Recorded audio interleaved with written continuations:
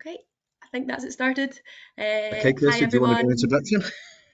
Yes, yeah, absolutely. So, welcome everyone, and thank you all for joining, whether it's live or you're watching the pre-recorded version. This is all going to be around Pegasus CIS 4 and everything involved in upgrading it to CIS 5, which will include a demonstration with yours truly, Steve from Pegasus. Hi, guys. Before I introduce Steve officially, I should probably introduce myself. I'm Kirsty Turnbull. I am an account manager here at Kick ICT. I'm aware some of you that are on here or will be watching it at a later date don't know a whole lot about Kick ICT, so I'll just give a really small, brief breakdown of how we work here. So we have 4 divisions. First one is Infor, which is where Pegasus and I live. And then we have Microsoft Business Dynamics. We have a infrastructure division, which is all things tech, whether it's IT support or Microsoft licensing, obtaining accreditations like Cyber Essentials, etc., etc. And then our last one is our telecoms division, which is telephony, connectivity, those kind of things. And then overarching all of our divisions, our newest division is cybersecurity. We know how prevalent that is these days. So we've got that's been out the past year. I don't know if you've heard anything about Kick Secure, and that includes cyber advice, cyber reports, cyber solutions. Just because we're aware that so many companies like to keep everything under the same roof and like to maintain it under. So we offer that because we've seen how important it is. So before I shut up and pass you over to Steve, I would just like to note that we will be having a Q&A section at the end. So if anyone's got any questions, you should see the functionality of a chat box. It should be over on your right hand side. Any questions at all throughout it, please just pop them in there and I'll run through them with Steve. Or if you're watching the pre-recorded version, then please just, sorry, someone just came in my front door. Um, Please just send me an email and I'll get back to you. And yeah, so it's going to be an hour long webinar. If you need to pop out at any time, you'll get a link over. And yeah, that's it. Without further ado, I'd like to pass you over to Steve. Okay, thanks, Kirsty. Okay, good morning, Thanks. everybody. My name is Steve Pan. I'm a solutions consultant here at Pegasus Software. I'm going to spend this session sharing information with you about upgrades that we put into the Pegasus CIS product range. This is a new product which is called Pegasus CIS 5, and we released that back in May of 2022. So it's a couple of years old now. And what it was is it was a complete rewrite of the existing Pegasus CIS product. And it's allowed us to set the platform for a whole host of new functionality that's going in there. So in this session, what I'm going to do is I'm going to introduce you to Pegasus CIS 5. And as an introduction, I'm going to take you through the concept behind the product. I'm going to discuss a little bit about the technology that we've deployed creating the product, and therefore the benefits that that's going to bring to you guys as customers of it. So then we'll go and have a look at the product in action. I'll show you the new user interface, how it looks, how it feels, how it operates, and what have you. And we'll look at some of the new functionality that's been introduced into the product and some of the new tools that make this such a great product to use. I'll also take you through the vision that we have for the product. And what I mean by that is I'll show you some of the new stuff that's coming down the line and why we're going down that particular route. Once you've got an idea of what the product is all about, then I'll talk a little bit about the marketing materials that we've created for you. So I'll cover some of the existing stuff that we've created and point you in the direction so that you can understand exactly what this product is all about. And I'll conclude it by discussing a little bit about Pegasus CIS 4, because I think all of the customers on this session are users of Pegasus CIS 4. So it would be useful for me to put that into context in relation to the fact that we've now released Pegasus CIS 5 on there. Okay, let's start by thinking a little bit about the technical stack. But before I talk about the technical stack, let me just give you an insight as to why we've called this product Pegasus CIS 5 as opposed to Pegasus CIS version 5. And the reason for the distinction is that we wanted to convey that this is a new product. It's not just simply an upgrade with some new features thrown in. This is a total rewrite of the product. It has a new user interface. It has new functionality. It has new ways in which you'll interact with the product and interact with your data. So yeah, it does have new functionality, but you'll see from the roadmap that this will increase significantly as we move the product forward. Okay, as you can see from the technical stack here, there is only a SQL Server version. So the database itself is Microsoft SQL Server version 2022 and versions above that. And that's quite important because we no longer will support the Access database. And the reason for that is the Access database was designed to handle smaller data sets. And as your data size increases and what have you, then Access really isn't the database to drive large transactional databases. And that's why we've gone through and converted everything to use Microsoft SQL Server 2022 and above. And the reason for that as well is that SQL Server is resilient, it's fast, it's scalable. And as the transaction levels rise, that's exactly what you need to look at using. And therefore, that's why we've gone down this SQL Server route. What we do know as well is that 60% of the user base actually use the SQL Server database in version 4 of the product. So clearly, most people are using SQL Server. Okay, so going forward, CIS5 will only be supplied as a SQL Server variant. However, SQL Server Express is a product that is released by Microsoft, and what that is it's their free version of SQL Server Express. So depending on the size of your transactions, then initially you could go for the SQL Server Express, and if your transactions volumes increase, well then you might need to upgrade to the full-blown SQL Server. SQL Server Express has some limitations. Because it's free of charge, Microsoft limit various things in it. And the one thing that's probably key to you guys is that they limit the database size to be 10 gigabytes. In other words, it won't support databases that are greater than 10 gig. For a lot of our customers, that might be fine, but for some of our customers, you will have database sizes that are greater than 10 gig. It also puts a limit on the amount of memory that can be addressed as well. It will only address 1 gigabyte of main memory for the database engine. So Microsoft puts some limits into the functionality of the SQL Express. However, it is free of charge. Okay, let's have a look at this technical stack. Well, I've already said we're using Microsoft SQL Server, so we can see that that's core to the system here. But we're also using the latest of the Microsoft .NET Framework, .NET Framework 4.8 and above. Visual Basic is the programming language that we're using here. We're using as well Visual Studio tools for Office.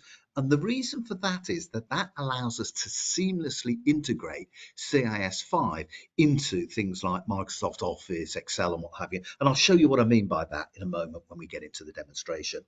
We use Entity Framework. We're using Microsoft's Blazor, which is the app development toolkit that allows us to build apps around the product.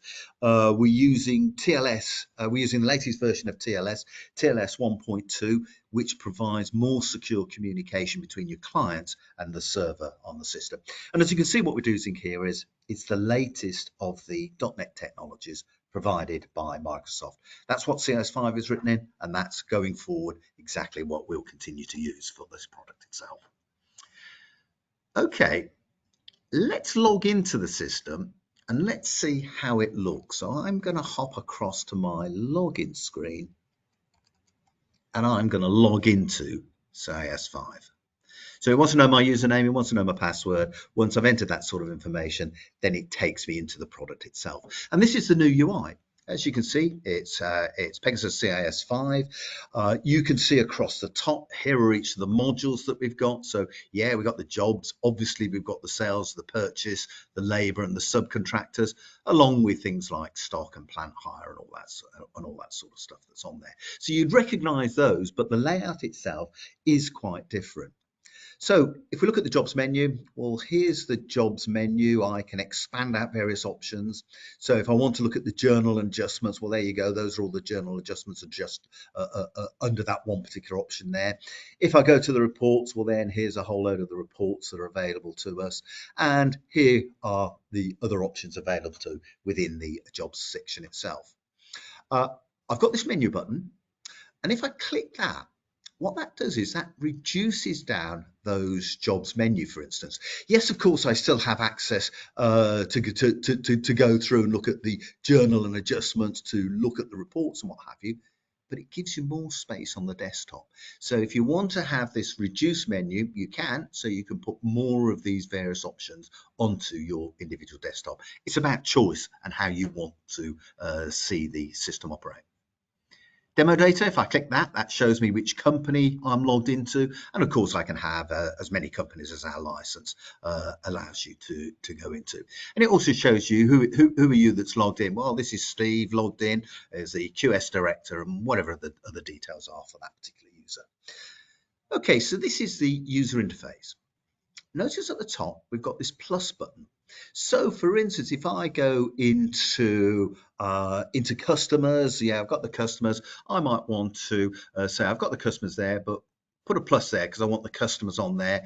If I go to my suppliers, I might want the suppliers to appear at the top. So this just allows me to quickly hop between my customers, my suppliers, my jobs menu. So it allows you to go through and put in your favorite options across the top there so that you can quickly hop about the system. In other words, what we're saying is you can have multiple forms opened at the same time. So it's just easier for you to navigate. Okay, if we go into a form, so let me go into my jobs form, for instance. It loads up the job form, but it loads it up in a list view. In CIS, in Pegasus CIS version 4, it will take you into the first record on the screen with all the details associated with that. But it's unlikely you want to have the first record. So what we do here is we load up this default view that's on there. And with this default view, you've got all of these columns. This column tab allows you to alter the columns. So I've got job number, customer name, budget cost, profit margin. Those are the things I want on my particular item on there. But I can change this. If I want to add in new columns, well, I can just add in new columns. If I want to remove columns, I can simply remove columns. And I can also do various things if I want totals. So for instance, here I've got a job number. If I click give me a total, it says, well, job numbers are alphanumeric, so I can't give you a total as if I was adding up numbers, but I can give you a count. In which case, the view says, yeah, in your current column list there, you've got 90 records that are on there. So in that case, yes, it will show me a total based upon those items there. That's not very useful to me, so let me get rid of that. If you want to go through and you want to add columns on there, so I want to add in, let's say I want the site contact, I want the telephone number of the site, and I can drag them and put them wherever I want in that list. And if I go across this list, I can start to see that, yeah, here we go. I've got the site phone number, the site contact that's on there. Okay, that's great. If I'm going across these columns, notice all the columns move. But if I go back to my columns option, I can pin them. Fix the job number. If I do that, then if I move across the columns, then what I'll see is, oh, the job number's fixed. Or if I want to go through, I could fix the job name as well.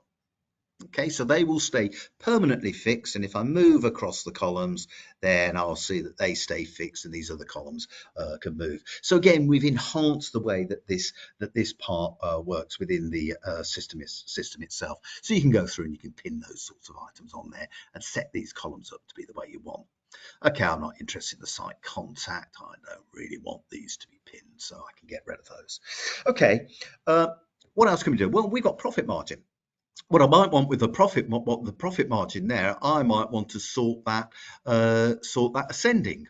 So in which case, yeah, show me it ascending. Oh no, show me descending actually. And here we go. So if I move across my columns now, what I'll see is the highest profit at the top, the lowest profit at the bottom. So again, you can go through and you can adjust on these columns itself. It allows you to go through and adjust how you want to sort it. So I could sort it by profit margin, but I could sort it by profit margin by job number, for instance. So in which case you can put multiple sorts on that particular list that's on there. So it allows you to go through and start to do this sort of changes to the option itself. Okay, so I've got this this set here. If I'm happy with this, what I might want to do is I might want to save it away. So what it will allow me to do here is, can you see we've got the views? And I might say, yeah, I want to save this view. What do you want to save it as? I want to save this as my profit view.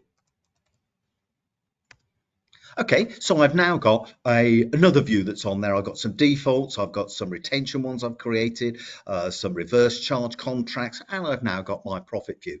And I can flip between each of the different ones depending on what it is that I want to view on there. So it allows you to go through and create these different views and save them away on there. Okay, that's fine. What it's also got is this option to share. Now, in CIS, in Pegasus CIS version 4, if you create a brilliant list view and one of your colleagues says, Steve, that's a great list view, can I have a copy of it? Well, the answer is no, you couldn't. You'd have to recreate it afresh. So where you go through and you create these views, you've got these options to share those views as well. So if you want to share them across the team, create a great view, go through and you can share them across the team. Notice as well, wherever we've got these columns being displayed, we've got these sort of status options. And what this allows you to do is, what do you want to do? Do you want to look at all of your jobs, just your open jobs, just your closed jobs? So here you go, you can go through and you can choose via these views. Now that looks quite simple, doesn't it? But if you're using CIS4 and you wanted to go through and do that, you'd have to go down multiple levels to have open and closed and things like that. Here you can see we just add it straight into those views and you can look at them. I might want to see who they're assigned to. Do I want to see the jobs assigned to everybody, or those that are assigned to me, or those that are assigned to my group? So again, you can look for that. Do I want to look at all the jobs, or do I want to look at those that are over budget? So simply by going through and clicking those boxes, you get quick and simple filtering that's on there. And that's across the system. If I go into the purchase side, for instance, so let's have a look at the purchase side there. If I go into the purchase orders that's on there, here we go, purchase orders. What do you want to look at? All your purchase orders, just your current purchase orders, those that are requiring authorization, those that are cancelled. Do you want to see the ones raised today, yesterday, this week, last month, last year, last 90 days? Do I want to see those that were entered by me or approved by me? So again, across the system, wherever it's logical, we've added in these search filters that are on there. So it simply allows you to go down and choose those filters on there. Okay, let's go through and look at the jobs menu, and I'm going to look at jobs and I'm going to look at transaction analysis of my cost transactions. So here you go, there's all my cost transactions. Again, can you see the same logic? Open, closed, or all transactions. Future transactions last week, transactions this week. What do you want to look at it? Do you want to look at it general, purchases, labor, subcontract transactions? And if you click each of these items, it therefore filters it depending upon the options that you select there. So it's nice and quick and simple to get through this. Maybe I want to look at my cost of sale transactions. Maybe I want to look at my work in progress transactions. Maybe, okay, I don't want cost of sale, I just want work in progress. Well, there you go. There's all your work in progress transactions that are on there. So again, by adding those filters on there, it makes it so much quicker and simpler for you to find the information that you're looking for. So we spent quite a bit of time analysing how people need to look at the data, and therefore we've adjusted these accordingly to make it nice and simple. Okay, let's go back. I'm going to go through and let me go back to my jobs. And notice what we've got here. Can you see we've got these menu options? These are the most frequently used. Well, they weren't populated when I started. Now that I'm doing stuff in there, you can start to see the most frequent and the most recently used starting to get populated. But I created my own favorites and I created my own purchases. And from my favorites, if I want to go and have a look at the jobs, just select jobs. That therefore takes me to this list view with all the jobs. Okay, what can I do here? Well, we talked a little bit about viewing these. So for instance, if I want to look at all of those that begin with TRA, I can simply type in there. There you go. Trading resources, trade counter, whatever else they happen to be on there. So I can do it by typing in part of the name, or if I click the ABC, I can say contains. Contains what? Contains office. So here's all my jobs that contain the word office that's on there. Uh, okay, that's good. So interim search like that. Or if I go through and click this pin, I can choose individual ones. Yeah, I want that one, and that one. So for those three customers, those are all the jobs that I've got for those three customers. So again, as you can start to see here, there's lots of different ways in which you can go through and you can start to pull this sort of information in. Okay, let's have a look at some of the other filtering as well. So if I go to the customer name, and I'm going to say begins with. Begins with what? It begins with the letter T, let's say. So what I'm saying here is I want all of the customers that begin with the letter T. Okay, that's nice. And what I might want to do, I might want to save that filter away. So I'm going to go for filter here. I'm going to say the option, save this filter as what? My T customers. Okay, great. So what, Steve? Well, I've got a filter now that says my T customers, but I can go through and I can edit this. Yeah, okay. T customers, that's fine. Very simple. What else are you going to do then? And what? So I'm going to say, and the total cost is greater than, let's say, £1,000. Okay, apply that. Okay, here's a list of all of my jobs that begin with T and the total cost is greater than £1,000. Yeah, so what? You can be more flexible. I don't want to use and, I might want to say or. All my customers begin with W and the total cost is less than £1,000. Can you start to see? You can start to create some quite detailed, complex views of your data and therefore save them away. And if I did that, then I'd say T customers and W customers on there. And in which case I can just go through and create those sorts of options are on there. So you can start to see here the sorting and the filtering and what have you is far better, but it's also far as easier to get to. Okay, if I want to print this, so I'm going to print this list. It's all my T customers greater than 1,000. Page setup. I want it landscape. Okay, that's good. I'm going to scale it to fit on one page. Okay, that looks pretty good. And I could print it. But of course, what I might want to do is I might want to export it as a PDF, as a doc, as a Word document, as an Excel spreadsheet, as an image. So again, you've got lots of different ways that you can go through and start to print out the information that you've got here. So again, that sort of printing type option is far more useful to you. Okay, I said that you can create these options here. So I've got my purchasing one, and these are my purchase orders, invoices, subcontractors orders, applications and timesheets from subcontractors. If I want to go through and create a new one, let's say I want to create a labor one. Okay, so I just right click, create a new group, going to call it labor, and save that away. So I've now got a group where I've got my employees in there. I might want to add the timesheets to the labour group. I might want to add the whatever else I want on here. I can go through. Okay, just add all of them to it, and then I can move it around. Where do you want your labour items to go to? So I can adjust it to be however I want it to look. So it allows you to go through and set up and personalize the screens that you have that's on there. Okay, so that's a little bit of an introduction into the new UI that we have within the system itself. Okay, what else we got? Well, we've added new functionality into the system. So for instance, if I go into my customers, on the purchase side, if you want to go through and raise a purchase order, the system allows you to go through and email the purchase order. We've extended that to the same to be the same on the sales side as well. So if I go into a customer record, so I'm going into Adams here, I go to the settings, notice, do you want to email your sales invoices? If so, choose the template that you want. Do you want to do the credit notes, the contract certificates, the consolidated certificates?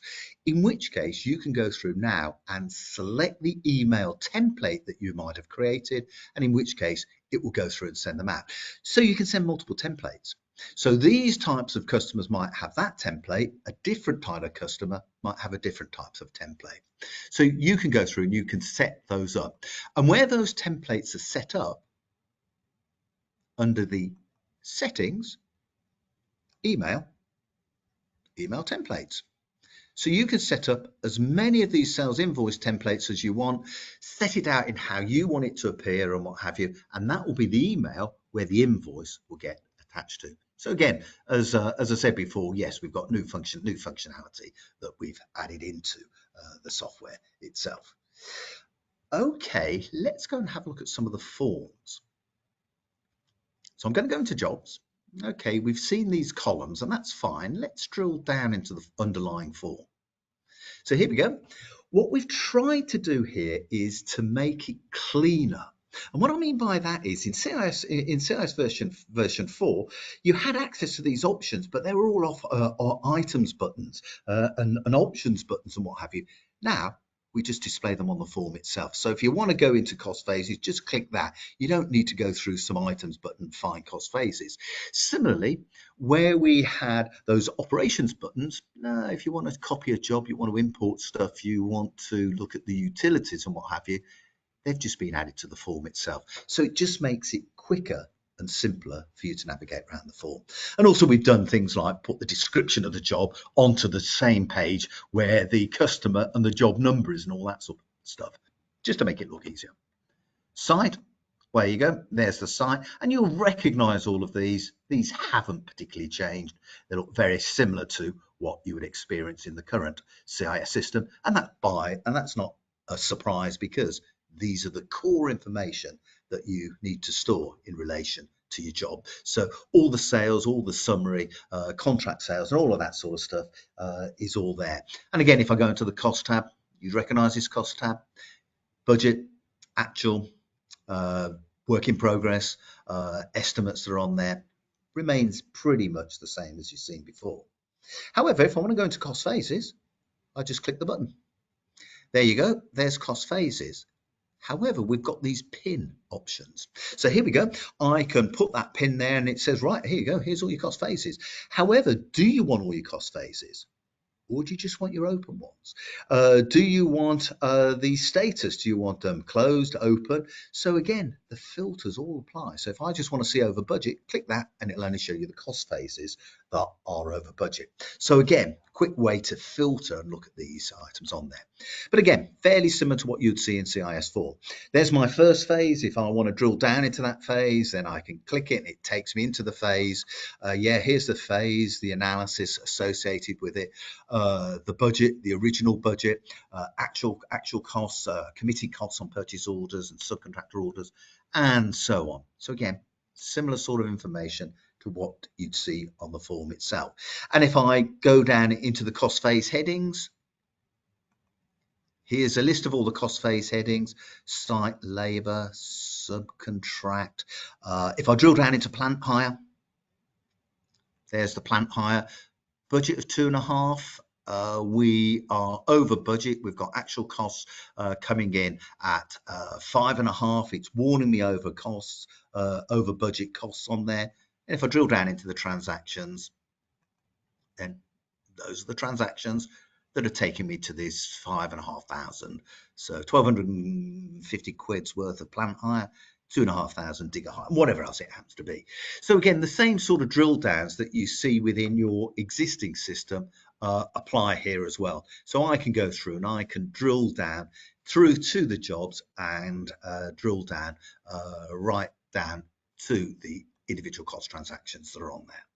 So, okay, so functionality wise, you can start to see there, it's the same as you would expect, but it allows you to go through and drill down like that. It also allows you to change the view. What do I mean by that? Well, if I go to my cost transactions, yeah, okay, here are the cost transactions. I'm displaying them, all the cost transactions are displayed at the bottom, but I might not want that. I want the cost transactions to be displayed at the side. So here we go. There's the details of my job, and here are my cost transactions related to that job. If I go to a different job, then the cost transactions will synchronize with whatever job I've hopped into. So if I want to have job cost transactions displayed when I'm loading up the form, I can do that. If I wanted it to be phases, well, I could do the phases. You can tailor these forms in the way that you want. And therefore, if I go out of this jobs form, if I go out of this job, I've gone too far out. If I go out of the jobs form and I come back into the jobs form, it will remember that form layout. So if I go back into my jobs, we can see that we've got the Rosse Ferry Terminal, for instance. It remembers you want cost transactions. And therefore, if I wanted to drag the phase headings up to be below, I can just configure the form in the way that you want that form to look. So again, it's more flexible. It allows you to change it to view the data that's important to you. My view might be different to your view, in which case each user can have their own different views on these forms. Okay, that looks fairly okay. What happens if I take the option to print? I'm going to print a contract performance report. So here we go. Yeah, print the contract performance report. I'm on this Rosse Ferry Terminal for that period 11. Notice, yes, there's the contract performance report. There's only one record on there, which is right because I was on that Rosse Ferry Terminal. And again, I've got options here. What do you want to do? Do you want to print it? Do you want to export the report? If so, how do you want to export it? Do you want it a PDF? Do you want it Excel? So again, you can print it, but it allows you to go through and export that sort of information that's out on there. Okay, so that's fine. If I take the option to print here, where I'm on this list view here, and if I print the contract performance report here, depending upon your filters, will depend on the number of records you've got here. So here, I've got 95 items are on there because when I took the option to do that, this current filter was the default filter and it has all the jobs. If I did it for my T customers, we knew there were about a dozen on there, in which case it would go through and it would print those out. Okay, what else we done? Well, against the jobs, we always had the ability to go through and look at your job documents. So here we go. For that particular job, Rosse Ferry Terminal, I've got a whole range of documents that are on there. And if I want to go and look at a document, so for instance, this purchase invoice that's on there, I could view the purchase invoice, that sort of detail. So that functionality is included, which is what we'd really expect on there. But what we have done is we've gone through and we've created a document manager module. In other words, we've taken all the documents that are in your existing Pegasus CIS form, we've put them together under this document management. So if I go into the documents, this is a list of all the documents across the system. Now, of course, I can filter them. Do I want it documents that were created today, documents that were created last month, and what have you? What type of documents do you want? Do you want purchase orders? Do you want site surveys on there? Do you want legal contracts that are on there?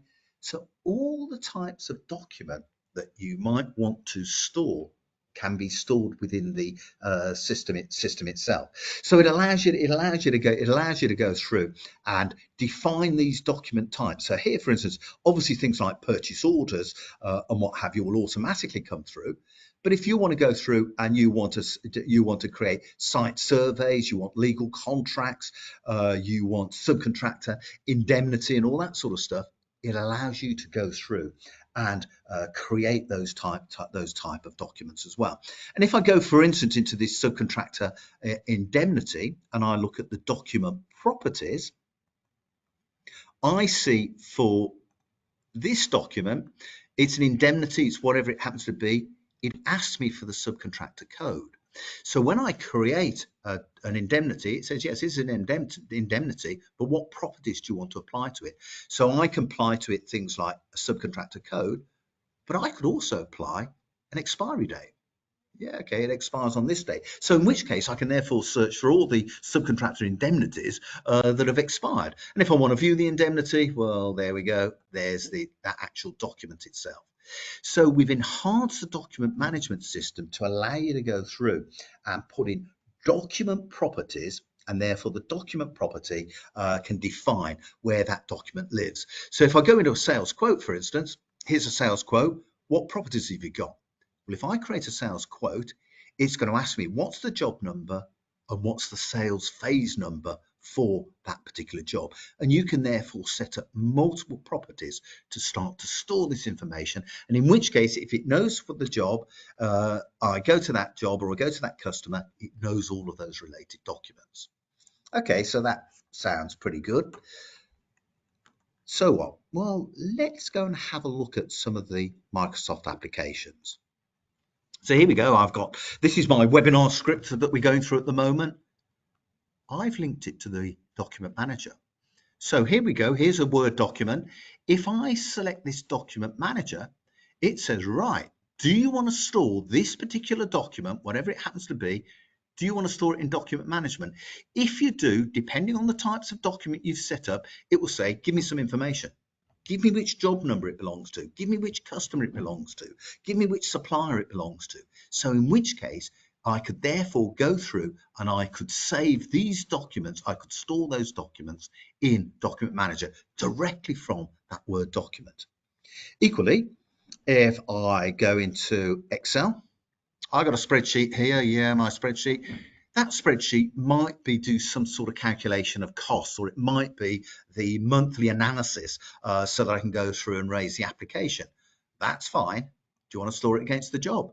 In which case, set up the document properties. Yeah, it belongs to this job. It belongs to that application number. And in which case, you can therefore store that across within the system. Equally, if I go into my Outlook, okay, here I've got some document, technical review of planning application, whatever. Yeah, let's have a look at that email that I've got. Okay, here's the email. I'm just about to send that email out. I want to store a copy of it. Okay, store it in document management. What are the document properties? Well, this belongs to this job, phase one of that job. In which case, it therefore allows you to go through and store those documents across within the system itself. And therefore, if you go into the job, or you go into the customer, or you go into the document management, you've got all sorts of ways that you can retrieve those documents. So the document manager has been beefed up within the system itself. Okay, let me show you one final thing. We've added in dashboards. And what I mean by that is we've got a dashboard designer, and the dashboard designer we've used to create some standard dashboards that we've bundled in with the software itself. If you want to create new dashboards, or you want to modify the dashboards we've created, you can just get a copy of the dashboard designer. Get a copy of the dashboard designer. It allows you to create your own dashboards, and it allows you to modify. Or if you don't want to do it, then you could ask your partner. So you could ask Kik to go through and create some dashboards for you. But here's some example dashboards that we've got. So if I go onto the jobs, committee cost dashboard. Okay, so here's my jobs, here's my committee cost dashboard. What is it showing? Well, here I've got all my jobs. Here I've got goods ordered but not received, and there's all my goods ordered but not received items that are on there. And if I want to make this full screen to see it, well, there we go. And if I want to go through and I want to export this information, then I can export it. Or if I want to collapse it back down, I can collapse it back down. So goods ordered but not received, goods received but not invoiced, goods returned but not dispatched, goods returned but not credited. So again, you can start to see we can look at these committed costs across here. Here we go, purchase order committed costs. So here's a list of all your purchase orders, returns, plant hire, subcontractor committed costs. So here's all my subcontractor orders, but here's all my committed costs from my purchase orders that are on there. And you can be selective. Don't show me all. I want it for that job. In which case it refreshes this screen for that job. Or maybe I want it for that job, that job, that job, and that job. And it's refreshing the screen based upon the filters that you apply. And if I get rid of the filters, then it goes back to all of them that are on there. So that's a dashboard that we've put for committed costs onto the jobs. Okay, that looks pretty cool. Let's go through and let's have a look at the sales side. Dashboards. Okay, so we've got an aged debtors dashboard. Well, let's have a look at that. So here we go. Here's my customers. So here's the aged debt for all my customers. So Adams Light Engineering, they owe me 113,000. These are the days they're spread. There's a graphical view of that particular spread. And here are the transactions. What are the transactions for all of these people that I've selected here? Well, there you go. There's all your transactions. If I'm selective, don't show them all, but I just want it for Adams. Notice it filters. So those transactions now are the only transactions it's got on there are the ones for Adams. Or if I selected Abingdon as well, then those transactions are for Abingdon and as well as Adams. So again, you can be selective with which information you want, or if I clear it, it brings it all back. You can also see your sales ledger contacts. So this is coming in from your sales ledger in Opera 3 SE. And here I can see the job contacts and the details of the contacts, people and emails, job contacts that are on there. So again, different views of that data. And if I want to look at my retentions, here you go. Here's a list of all the retentions that are on there. So here I can go, I can see what retentions are being held back for this job here, Pullman Home for the Elderly. Retentions by job, contact details, site details that are on there. Retentions by customer. So here's the jobs and the retentions. And if I select an individual customer, it only shows me the retentions to that particular job. If I get rid of that, it's all of them, but I might select a customer. So here's all the retentions for Adams Light Engineering. Those are all the jobs for Adams, and those are the total value of the retention that's being held. And again, you can drill down into any of these. So pending retentions, sales transactions that are on there. So as you can start to see, the dashboard allows you this sort of view. And again, if I go to subcontractors, you'll see there's a dashboard on subcontractors to show me, for instance, the subcontractor retentions that are due.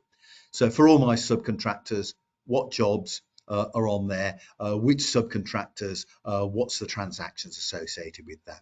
So if I choose an individual subcontractor, those are all the retentions for that subcontractor. If I clear that, then I might want to select it for an individual job. So for that job, those are all the subcontractor retentions are on there. And that's in 3/4 of an hour, trying to give you a feel for the changes that have come into the product. Okay, let me hop back to my PowerPoint slide and let's talk a little bit about some of the other changes that are on there. Okay, automatic emailing. Well, we discussed it earlier. We said we've added automatic emailing for sales invoices and contract certificates. That's true, but we've also added them for subcontractor self-billed invoices and for remote timesheets. Those can now get emailed out of the system. So you can start to see we're enhancing those sort of email capabilities that are on there. We've also amended some of the existing ones as well. An example of that would be, you can go through and you can send out a purchase order document. Okay, so you're going through purchase orders and you want to email out a purchase order and what have you. Well, yeah, that's fine. You could always do that. We've added in the concept of including multiple documents. And what I mean by that is, let's say you want to send out a purchase order to one of your suppliers, but you want to include their quote. because we've now got the document manager, you could call in their quote and add their quote to the email they're going to send them. Yeah, here's our purchase order. It's based upon your quote that you sent through to us, or any other document you want. Maybe there's some technical specifications you need to send to them. You can add multiple documents when you're going through sending out those purchase orders, for instance, through to your suppliers. Well, you've seen the pre-configured dashboards that are on there. We released this product back in May of 2022. The dashboard designer was released in November of 2022. So people that are now in version 5 can amend and create their own dashboards that are on there. Additional fields? Yeah, across the system, there's all sorts of fields being added into. If you go into bill of requirements, there's some reference fields added into there. If you go onto the subcontractors, there's new fields there. If you go on to the asset register, you go plant assets, we've added in a range of things there, things like service due date, test date due date, tax due, calibration due, and all sorts of things like that. So there's a range of new fields added across the system. I've already discussed the document manager. So yes, the document manager is on there. It's linked into the jobs. It's been extended and what have you, but also it's been integrated into your Office applications. So if you've got PowerPoint, Excel, Word, Outlook, all of those types of Microsoft products can feed into the document manager to hold those records associated with those jobs that are on the system itself. We've also introduced something called Document Manager Email Monitoring Service. And what I mean by that is that we can set up, or you can set up, a specific Office 365 mailbox that you want to be monitored. And the logic here is you can ask your suppliers to send you purchase invoices to that email box. If they send you a purchase invoice to that email box, our monitoring will detect the arrival of the purchase invoice. It will take the purchase invoice out of that email monitoring box, and it will create a record in the software that says, this is the purchase invoice, this is the supplier, this is the net, the VAT, the gross that's on there. And it takes it into our system. Then it says, can you just go through and match that purchase invoice to the lines that are outstanding from that particular supplier?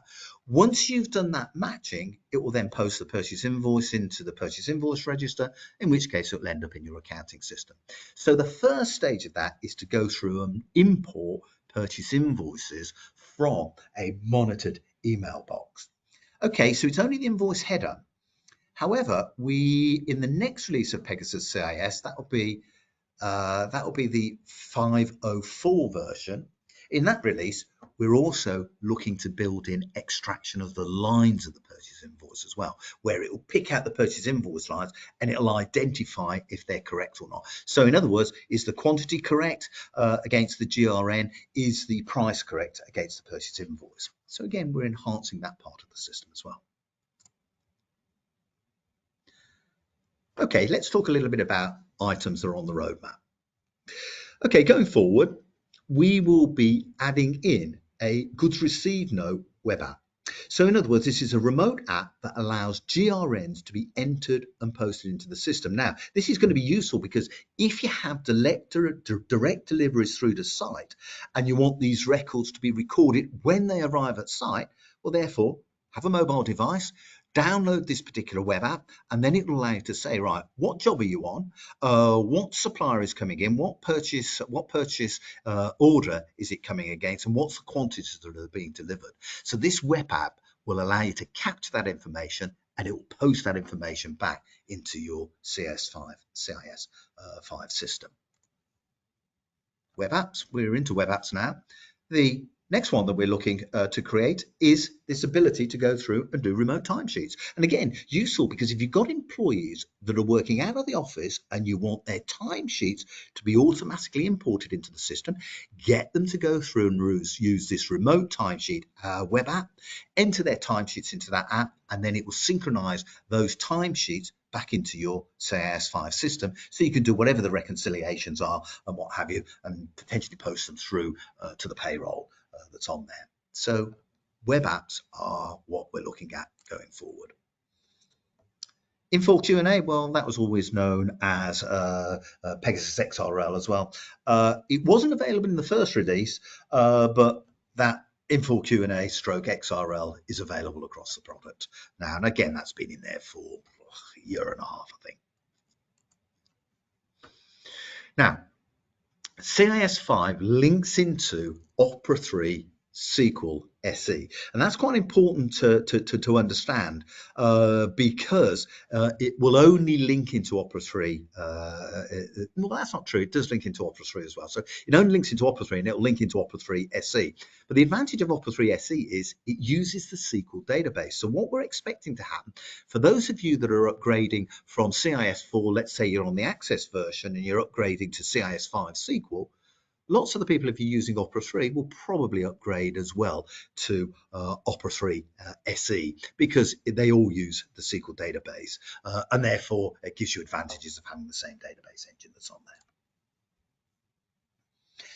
Pegasus Business Cloud. Now, I put this in brackets, and the reason I've done that is that in version 4, so in your version 4 of CIS, if you had the SQL version, you couldn't deploy it within Pegasus Business Cloud because it didn't support the SQL version. However, when we released CIS 5, we ensured that it worked in Pegasus Business Cloud. So part of the QA element was to say, right, we've got CIS 5, and on the release of CIS 5, we released it within the Pegasus Business Cloud. So I'll put it in brackets because it's not on the roadmap. It was always part of the product itself. So if you're looking for a cloud deployment version, then Pegasus Business Cloud allows you that, and CIS 5 is supported in that environment. Okay, let's have a little chat now about the new marketing materials we've put in place to support this release. And these can be found on the Pegasus website. I've detailed it at the bottom there. So if you go to pegasus.co.uk and go into our media center, you'll find each of these documents that I'm going to go through with you. Firstly, we've got the brochure. This displays and describes the new features and functions that are contained within CIS5, along with sort of standard information that describes how and what the product is designed to do. It's produced as a PDF document, and as I said a moment ago, it's accessed from our media center. But what we've also done is we've also produced this reasons to upgrade guide. So if you're looking at it, you're saying, yes, Steve, you've gone through a whole load of things there, but I can't really remember what you were saying. Well, go and have a look at this reasons to upgrade guide because it gives you a concise view of the new functionality that's been added into the software as we go forward. And therefore, it gives you the reasons why you should look at that particular product. But what we've also done, cunningly created this full list of enhancements guide. So this guide, it's a 60-page plus document, and it goes through all of the enhancements that have been added into the product, and it goes through in detail as well to describe why is this enhancements in there, what's it bring to the table, why we added these new features in. So if you want a full analysis of what's in CIS5, have a look at that full enhancements guide. And along with those documents, we've created a number of data sheets. So, and these data sheets just look at specific areas in a bit more detail. So the one I'm showing you there is the document manager data sheet, and this gives you a much more detailed description of the functionality, along with screen grabs and various things like that. But we've also produced a data sheet for the dashboards. So if you want to see what the dashboards are all about, then you can see that. And there's also a data sheet that's on there for XRL and why you might want to deploy XRL within your system. And as a resume of what I've gone through this morning, we do have this pre-recorded webinar off our website. I think it's about a 30-40 minute video that's on there, and it takes you through a lot of what I've gone through with you guys this morning. The reason I'm showing that to you, however, is if you've got other people in your organization and you want them to have an understanding of what CIS5 is all about, they can go and have a look at that pre-recorded video. That's why we created it, basically, to go through and show you that. And finally, I guess I need to discuss where this leaves us with your version of CIS, which is version 4.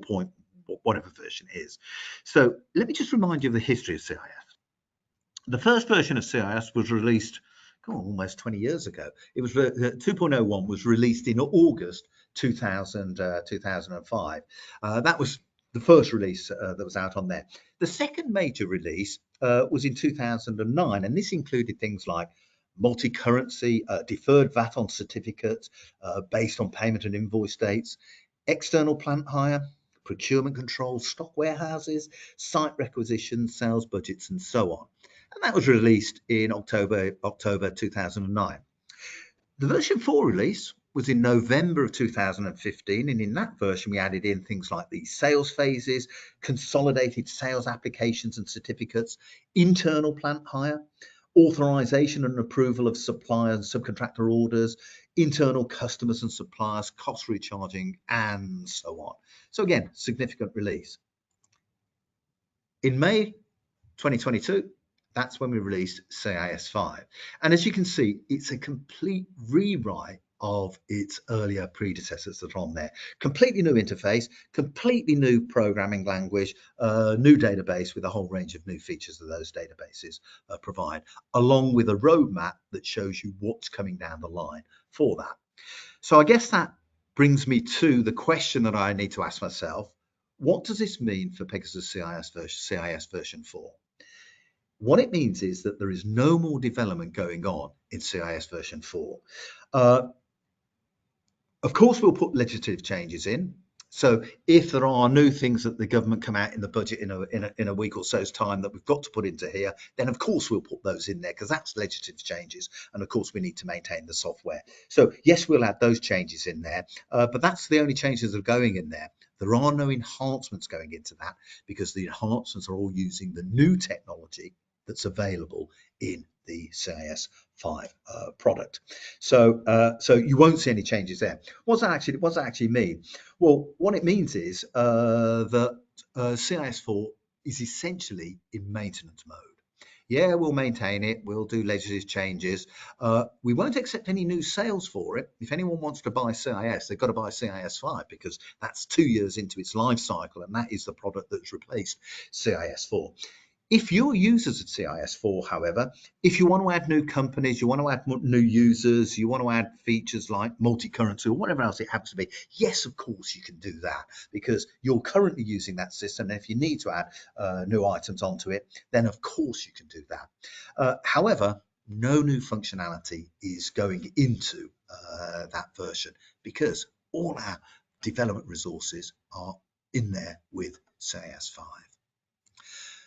Okay, that concluded the presentation I wanted to go through with you this morning. Let me throw this back now to Kirsty, Chris, and what have you. Were there any questions that came through as we were doing that presentation? Yeah, so I've got a couple. They were answered. They were questions Okay. throughout. So you might have actually answered it since. A couple you have, but first one: will CIS4 ever go end of life? Is one of them. Well, the answer is at some point it has to go end of life, but we have Yeah. no timescale set for that. So it will just stick in this maintenance mode, and it will stay in the maintenance mode for years. To tell the truth, Yeah. there's not much coming through. Reverse charge VAT and things like that came through, but yeah, that was a legal thing, and we had to put that in. Depends what the government do at the budget. For instance, they might extend that, they might introduce something else, in which case if it's legal it goes in, if it's an enhancement it will go into CIS5. So the answer is no end of life statement, and I don't see anyone for quite a while, to tell the truth. Great. The next one is a bit of a two-part question.